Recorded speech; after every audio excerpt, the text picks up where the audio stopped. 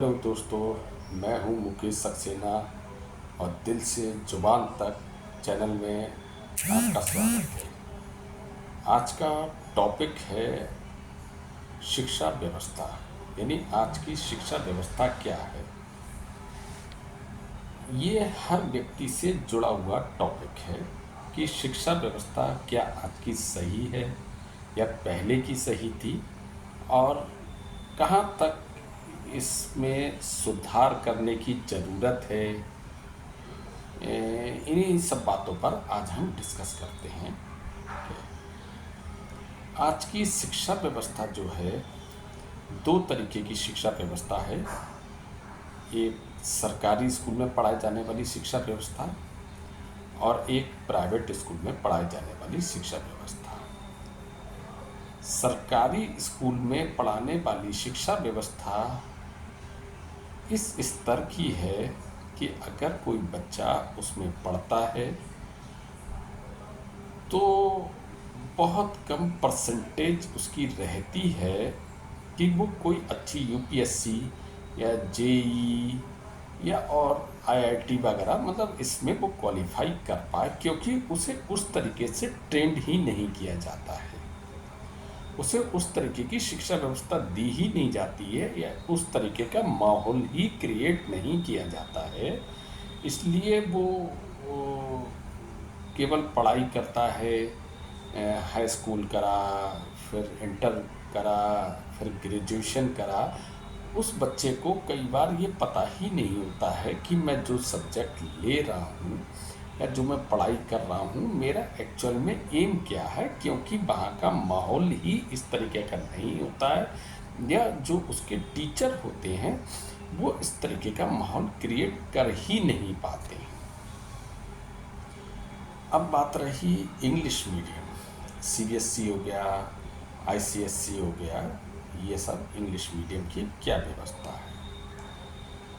भाई, English medium की मैं कहूँ तो ये बात सही है कि वहाँ पर एक होड़ चल रही है, बहुत ज़बरदस्त तरीके से होड़ चल रही है कि मैं अपने बच्चे को इंग्लिश मीडियम में पढ़ाऊँ।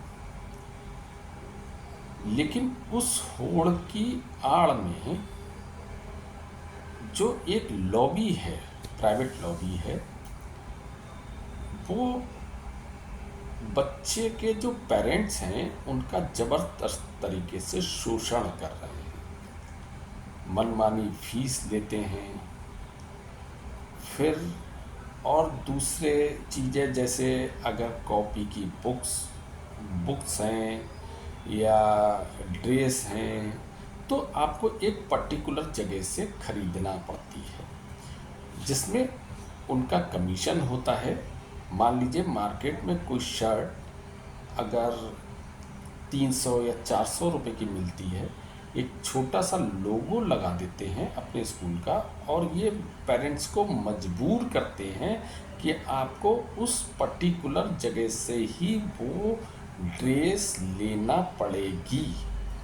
अब वो जो 300-400 वाली जो शर्ट है वो पेरेंट्स को 800-900 रुपये की लेना पड़ती है। इसी तरीके से जो बुक्स हैं, जबकि आज के समय में गवर्नमेंट के द्वारा ये रूलिंग है कि एनसीईआरटी की बुक्स होना चाहिए, लेकिन प्राइवेट स्कूल बिल्कुल तरीके से निरंकुश हैं। वो लोकल जो पब्लिशर्स हैं उनसे वो किताब अपने स्कूल में चलाते हैं। उस किताब पे जो एमआरपी होती है, अगर वो एनसीईआरटी से तुलना की जाए, यानी हम ये मान लें अगर कोई एनसीईआरटी की 100 पेज की बुक अगर 100 रुपये की होती है तो उस प्राइवेट बुक पे जो एमआरपी होती है वो 600 से 700 रुपये एमआरपी होती है, और एमआरपी पे ही वो आपको मिलती है। क्यों होती है इतनी एमआरपी? क्योंकि उसमें स्कूल का भरपूर कमीशन होता है। वो कमीशन के तहत एक ऐसे लेखक के द्वारा रचित किताब होती है जिसका कोई ऑथेंटिक सोर्स नहीं होता है, जबकि एनसीईआरटी की बुक्स हैं वो एक एजुकेटेड काफ़ी काबिल टीचर्स के द्वारा निर्धारित की जाती है। फिर ड्रेस हो गया, बुक्स हो गया, फिर जो ट्रांसपोर्ट के जो साधन होते हैं उनके, वो भी आपको लेना ज़रूरी है। और वो ट्रांसपोर्ट की फ़ीस भी इतनी ज़्यादा होती है, आपकी मजबूरी होती है उन्हें देना, क्योंकि आपका पेरेंट्स का एक एम होता है कि मेरा बच्चा बड़े होके कोई अच्छी पोजीशन पे पहुँचे। क्योंकि आप उनके पेरेंट जो नहीं कर पाए, जो उन्हें समय रहते गाइड नहीं किया गया, वो अपने बच्चों को करवाना चाहते हैं। और ये एक ऐसी अंधी दौड़ चल रही है जिसमें जो मिडिल क्लास है वो लगभग पिसता चला जा रहा है। उसके सारे खर्चे सब कुछ वो अपने उसे पूरी सीमित कर देना पड़ते हैं, अपनी छोटी छोटी ख्वाहिशों को मानना पड़ता है अपने बच्चे के एजुकेशन के लिए। अच्छा, सरकार का इस पर कोई कंट्रोल नहीं है, और कंट्रोल ना होने का कारण भी है क्योंकि इसमें ज़्यादातर जो स्कूल हैं वो खुद जो नेता लोग हैं उन्हीं के वो लगभग स्कूल हैं, या उनका कुछ शेयर होल्डर होते हैं। बहुत बार एक प्रयास किया गया कि क्यों ना स्कूलों पे कोई अंकुश करा जाए, लेकिन जब नेताओं की इतनी बड़ी लॉबी उसमें काम कर रही है, तो जो बनाने वाला है कोई नियम, वो ही जब उसमें इन्वॉल्व होगा तो कैसे उस पर अंकुश लगाया जा सकता है। मुझे याद है काफ़ी टाइम पहले की, लगभग आज से 4 साल पहले इलाहाबाद हाई कोर्ट का एक फैसला आया था कि जो सरकारी नौकरी करने वाले जो लोग हैं उनके बच्चे भी सरकारी स्कूल में ही पढ़ेंगे, अन्यथा उनके प्रमोशन और जो दूसरे अदर उन्हें चांस मिलते हैं वो सारे रोक दिए जाएंगे।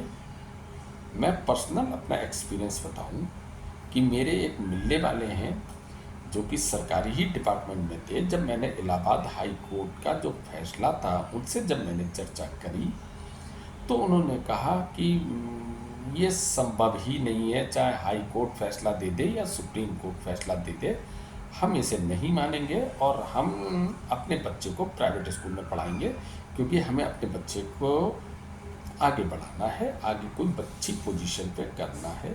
तो मैंने कहा उनसे कि ऐसा कैसे संभव है, जब इलाहाबाद हाई कोर्ट ने कहा, उन्होंने कि नहीं, कुछ नहीं होता इससे। और वास्तव में मुझे बहुत हैरानी वाली बात है कि इलाहाबाद हाई कोर्ट ने वो फैसला देने के बाद वो खुद ही अपना फैसला भूल गए और कभी आज तक उस पर कोई एक्शन नहीं हुआ, कुछ नहीं है। और दूसरे मैं बता दूं, यूपी गवर्नमेंट की बता रहा हूँ, योगी आदित्यनाथ ने आज से 3-4 साल पहले एक अध्यादेश जारी करा था जिसमें उनका कहना था कि किसी भी बच्चे की साल भर की फीस 20,000 रुपये से ऊपर नहीं हो सकती। इस बात पे स्कूलों ने उस अध्यादेश को नहीं माना।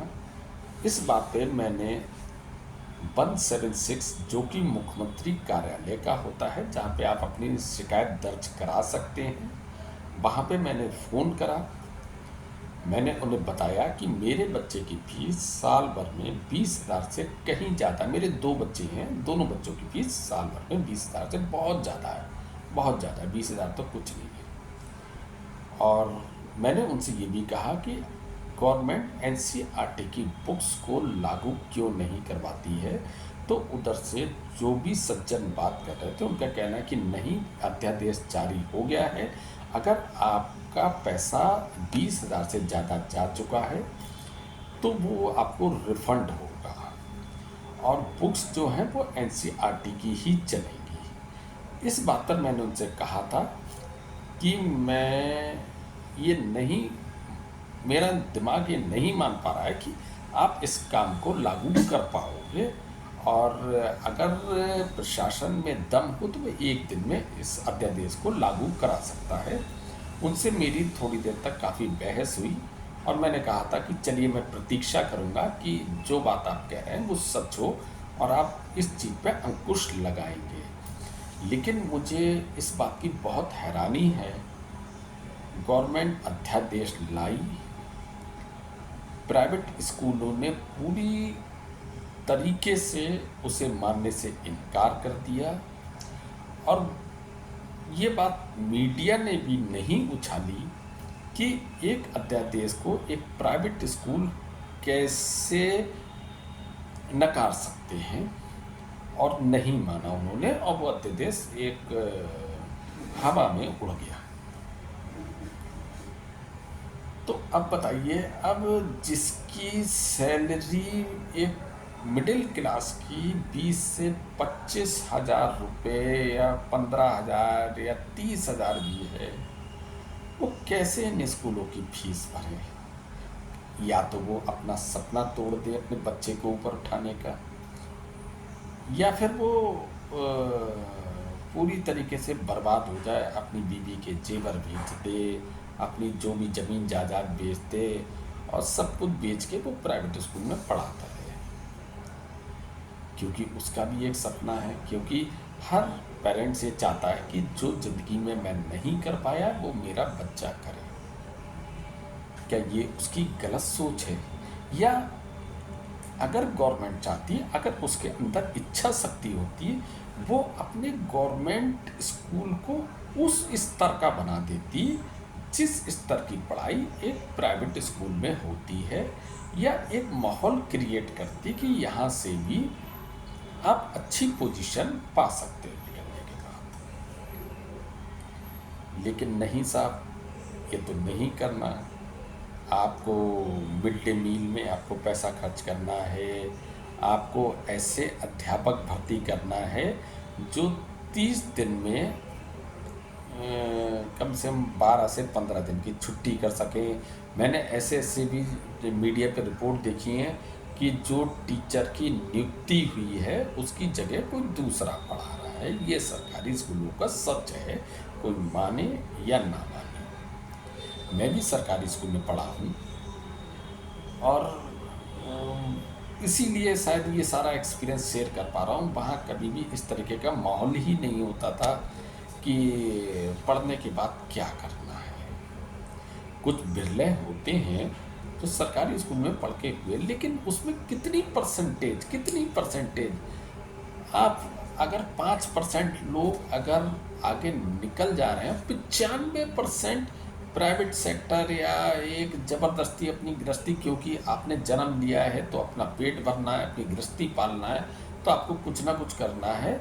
आपने ग्रेजुएशन करा, पोस्ट ग्रेजुएट हुए, और उसके बाद कोई बिस्कुट भी बेच रहा है, कोई नमकीन बेच रहा है, कोई किराने की छोटी मोटी दुकान कर रहा है, या कुछ भी कर रहा है, वो उसकी एक मजबूरी है। तो अगर यही सब काम करना था तो उसने पोस्ट ग्रेजुएट या ग्रेजुएट क्यों हुआ था, वो क्यों करा? ये तो वो 8वां पास करके भी कर सकता था। ये उसकी एक मजबूरी है। उसके सपने जब वो हुआ बनने से पहले तोड़ दिए गए, क्योंकि वो जब आगे बढ़ना चाहा तो वो उसे कहीं पे उसे कुछ मिला ही नहीं, ख़त्म हुआ। कुछ टाइम उसने कोशिश करी, बहुत ज़्यादा कोशिश करी, सब कुछ करा, लेकिन उसकी परिस्थिति ऐसी रही थी कि वो स्कूलों में पढ़ा और उनके कंपटीशन में नहीं आ सका, और उससे अपना बस गुजारा चलाना पड़ा। क्या करे व्यक्ति? पैसा, जिसके पास पैसा कम है, क्या उसे आगे बढ़ने का अधिकार नहीं है? यही एक मूल वजह है भारत में जो भी पैसा है उससे क्या हो रहा है, जो अमीर है वो और ज़्यादा अमीर हो रहा है, गरीब और ज़्यादा गरीब हो रहा है। क्योंकि हम उन्हें वो फैसिलिटी ने, क्या एजुकेशन इतनी महंगी होना चाहिए? ये आज़ादी के 70 साल के बाद मैं ये वीडियो बना रहा हूँ। 70 साल के बाद मुझे शिक्षा व्यवस्था के ऊपर वीडियो बनाना पड़ रही है। जिस बाबा साहब भीमराव अंबेडकर ने शिक्षा के ऊपर इतना काम किया था, किस परिस्थिति में पड़े थे, वो ये बिरले थे जिन्होंने वो इतनी तकलीफ़ें झेलते हुए वो आगे बढ़ पाए। लेकिन हर व्यक्ति नहीं हो सकता।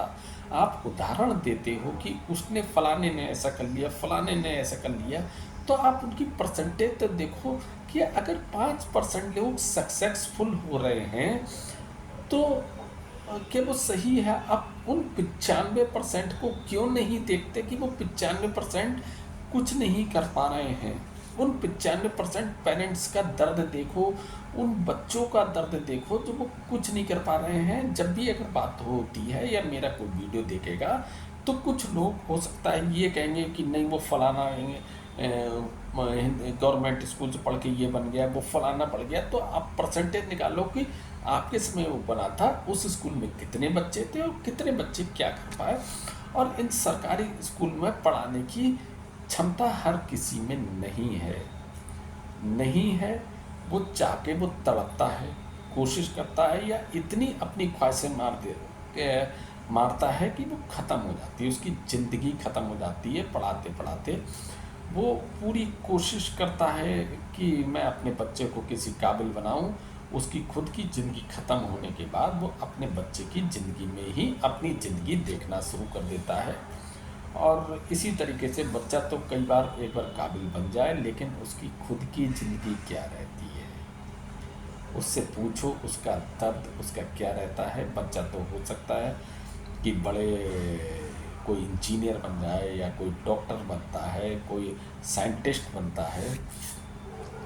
क्या वो पेरेंट्स जिसने इतना प्रयास किया वो क्या बना? वो क्या बना? वो वहीं का वहीं रह जाता है। तो ये एक दर्द है, वो दर्द को मैंने बताने की कोशिश करी है। बहुत कुछ निरंकुश हो चुके हैं शिक्षा व्यवस्था। उसके अलावा एक बहुत बड़ा जो चीज़ है, सरकारी स्कूलों में आप इतनी फ़ीस भरते हो, इतनी फ़ीस भरते हो जो आपकी कैपेसिटी के बाहर होता है। उसके अलावा इतनी महंगी महंगी कोचिंगें चल रही हैं। अगर आप वो कोचिंग नहीं लोगे तो आप अच्छी परसेंटेज नहीं ला पाओगे। ये फैक्ट है, कोई माने या ना माने। आजकल तो मैं बरेली का रहने वाला हूँ। मेरे बच्चे ने पीसीएम ग्रुप लिया है। तो जब मैं कोचिंग में गया तो आजकल कोचिंगों के पैकेज चलते हैं कि साहब 22,000 रुपये सब्जेक्ट, 25,000 रुपये सब्जेक्ट। अब मैं अपने बच्चे की इतनी महंगी फीस भी दे रहा हूँ और कोचिंगों के 22 से 25 हज़ार रुपये सब्जेक्ट में कितने सब्जेक्टों की कोचिंग लगाऊँ और क्या करूँ, क्या करूँ? लेकिन करना पड़ता है। मेरे पास कुछ नहीं बचता। मैं नहीं जानता हूँ कि मेरा भविष्य क्या रहेगा। एक समय बच्चे को जब मैं काबिल बना दूंगा, एक समय ऐसा भी आएगा जब मेरा भी शरीर जवाब दे देगा, जब मेरे हाथ पैर काम नहीं कर रहे होंगे। खुदा ना खास्ता अगर बच्चे ने मेरा साथ नहीं दिया तो मेरे पास एक नन्ही पाई अपने लिए नहीं होगी। 1 रुपया मेरे पास अपने लिए नहीं होगा, क्योंकि इतनी महंगी शिक्षा व्यवस्था देने के बाद ये समझो मैं बर्बाद होके उस बच्चे को वहाँ तक पहुँचाया। हो सकता है अच्छा निकल जाए, कोई बात नहीं है, मेरा बच्चा अच्छा है। लेकिन मैं ये पूरी एक समाज की बात कर रहा हूँ। तो क्या इसमें गवर्नमेंट कुछ सुधार नहीं कर सकती? क्या इतनी महंगी शिक्षा व्यवस्था पर अंकुश नहीं लगा सकती, या अपने सरकारी स्कूलों का स्तर उन तक उस स्तर तक नहीं पहुंचा सकती जिससे बच्चा एक अच्छी पोजीशन तक पहुंच जाए और उसके भी सपने उड़ान भरे। कहना तो बहुत कुछ चाहता हूँ, वीडियो बहुत लंबी हो जाएगी। आज यहीं पे समाप्त कर रहा हूँ। कल एक नए टॉपिक के साथ हम आप मिलेंगे। अगर आपको मेरी बात से सहमत हैं तो प्लीज़ आप कमेंट्स में जवाब दें, और हो सके तो मेरे चैनल को सब्सक्राइब कर लें ताकि जो नई नई वीडियो आए हम और आप मिल सकें। बस इसी के बाद नमस्कार, धन्यवाद।